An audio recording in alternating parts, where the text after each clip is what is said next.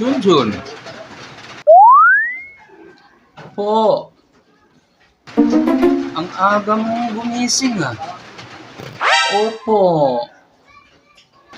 Anong ginagawa mo? Gumagawa po ako ng tula pa. Tula na naman? Ano namang kalukuhan yung pinagagawa mo? Wala namang kakwenta-kwenta.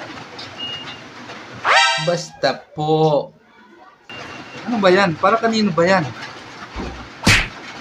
Itong tula po na to, para po kay Kibuloy. Kay Kibuloy? Opo.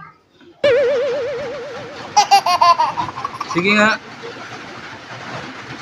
Parinig nga ako kung maganda ba yung tula mo na yan. Sige po. Sa iyong kalagayan ngayon, alam kong ikaw ay balisa. Tinalaga mo ang sarili na aking anak. Pero ano ang iyong ginawa? Anak, di ba't kabilin-bilinan ko sa iyo dati na ang maglingkod sa dalawang Panginoon ay hindi maaari?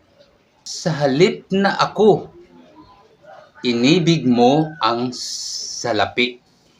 Sa halip na aral ko, sinunod mo ang iyong sarili. Alam mong hindi ako natutuwa sa kamatayan ng nagkakasala.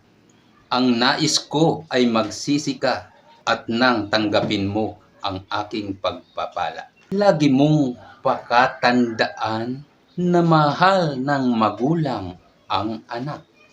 Minsan pinapalo, hindi para mapahamak, kundi para isagip ang kanyang buhay sa tiyak na pagdurusa at pagkawasak.